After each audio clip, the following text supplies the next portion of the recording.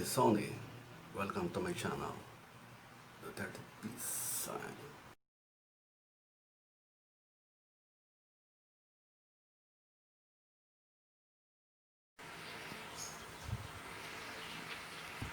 Magandang hapon Pilipinas. Today is July 9, 2020. Ganap po ng alas 2 po ng hapon. Sa mga kaibigan po natin na nasa labas po ng Pilipinas bilang OFW, sana po nasa mabuti po kayong kalalagayan. While yung mga kamag-anak nyo sa Pilipinas, sana po is nasa mabuti pong kalalagayan. So balik po tayo. Sa araw na ito is pag-aaralan po natin is what is a dry well. Ang dry well is malaga po, lalong-lalo po pag mayroon po tayong tubig na i-drain. Okay? Na kung saan wala po tayong manhole sa ating kapaligiran ng bahay. So pag tayo ay nasa subdivision, mayroon po tayong subdivision drain na kung saan yung wastewater natin, yung excess na overflow galing po sa septic tank is pwede natin pong i-drain sa subdivision manhole. Subalit kapag wala po tayo nito, kailangan po natin ng dry well. Ano ba ang dry well? Ang dry well po is isang concrete structure na nakabaon sa ilalim po ng lupa. Tulad po itong nasa larawan. Okay. Kapag tayo po is nasa isang lugar na kung saan hindi tayo naninirahan sa subdivision, meron po tayong overflow galing po sa septic tank. Dahil ang septic tank is hindi po siya nagdi-dissipate po ng excess water galing po sa ating TNB o kaya galing po sa ating kitchen, sa paliguan. So kailangan po natin ng dry well. Tulad ng sinabi ko, hindi natin kailangan dry well kapag meron po tayo o nando po tayo sa loob ng subdivision. Kapag wala po tayo sa loob ng subdivision, dahil wala po tayong subdivision drainage manhole, kailangan po natin ng dry well. Tulad ng sinabi ko nakaraan, yung excess water flow ng septic tank is kailangan po mai-dissipate po sa lupa. At then, yung tubig galing po sa ating paliguan, galing po sa ating lababo, laboratory, sa kitchen, is kailangan po rin natin i-dissipate sa ilalim po ng lupa sa pamamagitan po ng dry well. Ang dry well po isang concrete structure na ibinaon natin sa lupa o ginawa sa ilalim po ng lupa, below the grade. Tulad po nito. Tulad nito is, ito is yari po sa bricks, sa blocks, sa ring o precast chamber with open jaws. Ibig sabihin, yung dugtungan niya is hindi po silyado para yung tubig po na may ipon dito sa dry well is i-dissipate po niya sa lupa. Okay. Makita nyo rin sa larawan, ito yung outflow from the septic tank. Ibig sabihin, kapag gumagamit po tayo ng septic tank, septic tank at gumamit po tayo ng ating inidoro, pag nag-flush po tayo, yung excess water doon sa ating septic tank is dito po dadali. Pupunta po yan dito sa dry well. So, balit yung wastewater galing po sa ating laboratory, sa kitchen, paliguan, is hindi po siya dadaan ng septic tank. Bagkus, diretso po siya rito sa dry well. At kapag ang ating dry well is napuno, okay, nalagyan po ng tubig, ito ay lalabas dito sa pagitan po ng bricks o blocks, ring o precast. At ito po ay kakalat sa ilalim po ng below the grade o sa lupa. Dahil ang septic tank is hindi po yan dissipation. Okay, ilang po is kumukolekta ng ating human manure o dumi ng tao. O yung ating kapag tayo umiihi is diyan po pupunta sa septic tank. Pero ang septic tank hindi po yan katulad po ng dry well na nagdi-dissipate po siya ng tubig. Ang iniipon lang niya is yung ating human waste o kung saan ito is kinukonsume ng aerobic bacteria. So, kaya mapapansin po natin ang septic tank hindi po napupuno kapag tama po ang kanyang volume o pagkakadesign. Ang tubig na galing po sa septic tank kapag tayo po ay gumamit ng inidoro, yung excess water sa septic tank is tatakbo po dito sa dry well at i-dissipate po ang tubig sa lupa. And then tulad ng sinabi ko na, yung galing po sa ating paliguan, galing sa kitchen, galing po sa lababo, tatakbo rito sa dry well para yung mga tubig is kolekta po rito at i-dissipate po sa lupa. Subalit, ang ating lababo, ang kitchen sink, o dyan po sa ating floor drain, floor drain is dapat po wala po mga solido na itatapon natin. Tulad po, galing po sa kitchen sink, dapat po yung kanin-kanin is hindi po dapat nating i-drain papunta po rito sa dry well. Otherwise, kapag tumagal po, ganoon po ang ating practice, mapupuno po ito ng kanin-kanin at wala na pong pupundoan po ng tubig dahil ito pong dry well is para sa tubig lang po. So, iwasan po natin kapag mayroon tayong dry well, wag po tayo magdi-discharge ng mga solido na food waste. Dapat lang po ang lababo natin, ang kitchen sinks, meron po yung filter o strainer na kung saan kinokolekta po yung mga solid tulad po ng kanin. Wala po dapat tayong i-discharge dyan papunta po sa dry well. Kahit na po yung mga mamantika, hindi po dapat tayo mag-drain sa kitchen sinks. Otherwise, yung tubo from the kitchen sink to the dry well is mapupuno po ng mantika at ito'y magsosolidify, ibablock po niya ang linya. Ang problema, kapag yan na-block po ng mantika, yan tubo na yan, is kailangan po natin yung salaksakin o dili kaya pag hindi natin kaya masalaksak dahil tumigas na po mantika, hukayin natin, titibagin natin yan. So iwasan natin mag-discharge ng mantika kaakibat po ng pag tayo nag-release po ng mga pinagkainan natin. So ito po ang dry well. Mayroon po siyang reinforced concrete cover. Yan po. Okay. Ito is around 20 cm thickness and then meron po siyang inspection 5. Yung inspection 5 is pwede rin po di sa is na tubo po ito. Kaya meron tayong nabibiling cast iron cover na 40 by 40, 60 by 60, 30 by 30. Yun na lang po ilagay natin dito sa ibabaw. Ito yung natural grade level.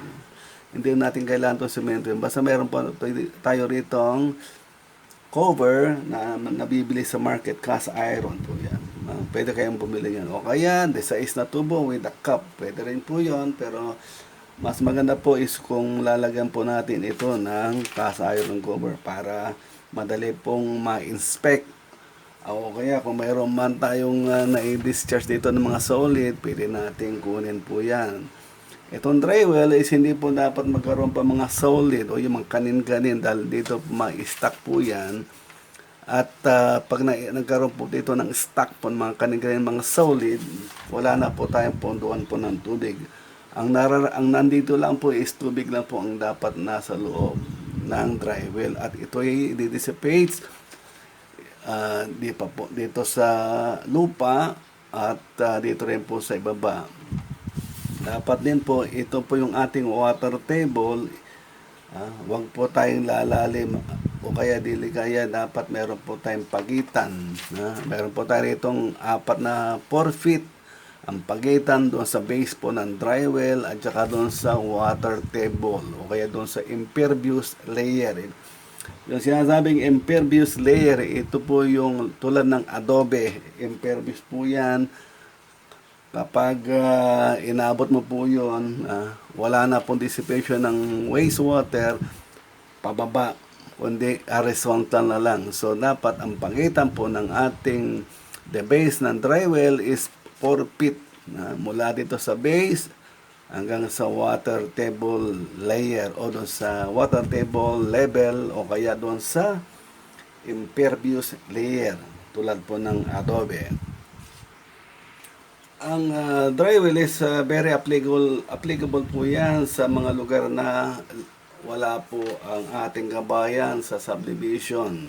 Okay? So, yung ating mga tubig galing sa ating bahay is dito po natin i-dissipate sa dry well para hindi po tayo ah, hmm, hindi po mapuno ang ating septic tank. Yung excess water po ng septic tank o yung overflow is dapat po nating itapon o i-dissipate through the dry well kung wala po tayong pwedeng pagtabunan. Normally, pag nasa subdivision po tayo, hindi natin kailangan po ang dry well. Kapag sa labas po ng subdivision, ang dry well po is a must na magkaroon po tayo. Ang dry well is pwede rin po ang size niyan is pwede po tayong yung kanyang area is 1 meter by 1 meter. Pwede po yan. At saka ang lalim niya is 1.5 meter. Pwede rin pong 1 meter. Ngayon, kapag ang water table natin is malalim, pwede pa po kayong go deeper than 1.5. Ibig sabihin po yan, kapag malalim, marami po kayong kayang i-discarga dito po sa dry well. Kahit na po rainwater, pwede nyo i-discharge po yan. So, bali ito sa akin pinapakita is, ito ay intended lang po doon sa excess water po ng septic tank at saka yung mga wastewater galing po ng lababo, ng paliguan at saka ng sa kitchen sink. Para po sa rainwater, wag po nating ihalo. Dapat po gumawa po tayo ng separate dry well para po sa rainwater. Tulad po nito. Okay? Kung mayroon kayong bahay tulad nito na mayroon pong baha. Tulad po yan, baha. So, dito kailangan po natin ng dry well para maiwasan po natin yung pagbabaha. Okay? Ang dry well natin is ganito po ang dapat na ating gagawin. So, kanina pinakita ko yung nagbabaha po sa labas ng bahay. Ito pong karapat-dapat nating ilagay. Okay? Tulad ng sinabi ko kanina, kung mayroon tayong pagbabaha dyan sa labas po ng ating bahay, ito po yung karapat-dapat o recommended na mga dalubhasa para po sa dissipation po ng rainwater. Okay? Meron pa tayong dito, meron pong sa paligid po, meron pong butas yan. Diyan po lalabas naman tubig, ulan, para i-dissipate po niya sa lupa. Meron po siyang gravel around para po malaki po yung kanyang volume na i-dissipate sa lupa. Iniwasan po natin, kaya natin lagyan ng gravel ito para po hindi po ma-fill up ng lupa ito mga butas. Subalit dito sa paligid dito dapat meron po tayong meron pong ang tawag ito filter bed. Ibig sabihin ito yung tela na ating nilalagay sa paligid po ng dry well para po hindi po siya pasukin ng lupa itong mga butas. So parang lumalabas po yan yung kanyang stopper ng lupa para hindi po mag-migrate papunta po ng dry well. And then, sa paligid po ng dry well, meron po tayong mga gravel bedding. Ito yung mga size ito, mga around 3/8, wag po malalaki, mga 3/8 size na graba, papaikutan po natin itong dry well. Around, sabihin natin mga around 50 cm po ito. O 50 cm and then ito is around 30 cm pababa po yan. Ayan. Itong kinalalagyan po ng graba, iyan din po yung area kung saan magkakaroon kagad tayo ng extra storage po ng rainwater para i-dissipate po sa lupa. Itong disenyo na to, pwede kayong do it yourself, pwede po yung 1 cubic meter po na volume. Kaso nga lang, mula dito hanggang dito sa top layer, pwede po yan na mga around 3 feet po yan. 3 feet ang distansya. At para po is meron po tayong tawag to head para i-push po niya yung tubig para i-dissipate po sa lupa. So, nasa atin po yan. Pwede po kayo magdisenyo yan ng 1.5 cubic meter po ang volume ng dry well para i-dissipate sa lupa. Pwede rin pong 1 cubic meter. Kasi ang 1 cubic meter na volume is around 270 gallons, around 3 drum po yan. Pwede na po yan. As long as yung ating lupa is mabilis po siya mag-absorb ng tubig. So, Sa ating mga kababayan, ating mga kaibigan na mayroong problema po sa pagbawa sa paligid po ng kailang bahay, ganito lang po ang ating gagawin. Do it yourself. Pwede kayong gumawa po ng hollow blocks, structure na dry well. As long as may lalagyan po yun ng butas, ito po is pwede yung lagyan ng butas po yan. Yung 3/4 na tubo. Diyan yung isuksok sa hollow blocks. And then, meron po kayong pagitan dito na 3 feet. And then, ito is 2 feet po ang lalim nito mula dito hanggang sa base. Yung base po natin is, meron po tayo itong blinding concrete na 6 inches thick or around 15 cm po. Yung kanyang kapal. Ito po, yung blinding concrete na yan. Ito rin po yung sinasabi ko sa aking mga nakarang video. Yung pong pinapatungan po ng puting. Ito, blinding concrete. 15 cm po ang kanyang kapal. So, lagi natin tatandaan, ang dry well is ito po yung pondo ng tubig, rainwater man, o galing po sa excess water, galing po sa septic tank, wastewater, galing po sa lababo, sa kitchen sink, sa ating paliguan. Ang dry well po ang magsisilbing dissipation po ng tubig para hindi po tayo mapondohan ng tubig dyan po sa septic tank. Dahil ang septic tank, hindi po nakadesenyo po yan para sa dissipation po ng tubig. Ito po yung simple design ng dry well. Nagbaon lang siya ng plastic drum. Ayan. And then, yung tubo is sinagyan po niyang gravel top. And then, makikita nyo, yung drum niya is meron pong graba. And then, yung paligid ng drum is meron po siyang gravel surround. Ibig sabihin, kapag nalagyan po ito ng tubig o tumanggap ng tubig, yung space po na na-occupy ng graba, yun din po yung may karagdagan din po yung volume ng tubig na ma-accommodate po ng dry well. And then, yung tubig is i-dissipate niya horizontally at saka vertically. Ito ang simple pong design po ng dry well na kung saan ito is prefabricated. Ito po ay nabibili sa market. So, bali dito sa atin, wala akong idea kung meron po tayo nito.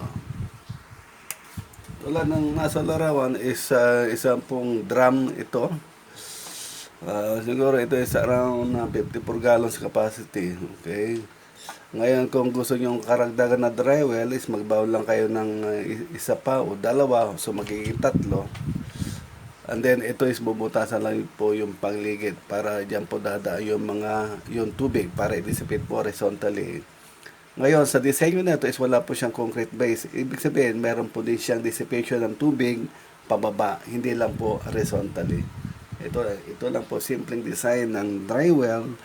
Meron po kayong plastic drum dyan, 54 gallons capacity, baon po natin sa lupa, lagyan po ng tubo, katulad po nito. Kaya, ang dry well is, ito po yung receptacle na kung saan ito po ay magde-dissipate po ng tubig ulan o kaya yung mga wastewater natin galing sa bahay, excess water galing po sa septic tank. Okay, yan lang po. Thank you very much for watching. Thank you for watching. Please subscribe. Detective Peace Sign.